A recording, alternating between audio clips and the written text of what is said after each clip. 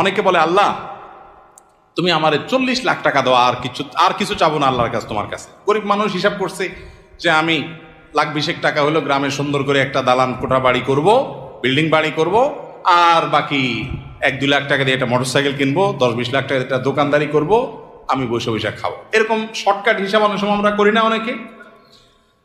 এই ধরনের হিসাব হলো বোকামের হিসাব। একজনকে আল্লাহ তাআলা একদিনে 10,000 টাকা কামাই দিছে, এরপর তারা আল্লাহ তাআলা এমন একটা অসুখ দিছে যে 11,000 টাকা ওইটাতে বিল আসবে, খরচ হাসপাতালের।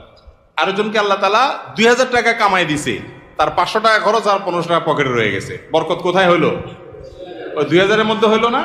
এই জন্য দোয়াটা সেরকম করতে হয়। ওই যে একটা গল্প আপনারা শুনছেন না প্রায় সময়, কোন যুবক নাকি দোয়া করছে আল্লাহর কাছে যে আল্লাহ আমার এমন একটা লাইফ দাও, এমন একটা জীবন দাও আল্লাহ, যে আমার 2 হাত ভর্তি টাকা থাকবে, শুধু দোনো হাতে শুধু টাকা থাকবে, আর 2 পাশে শুধু নারী আর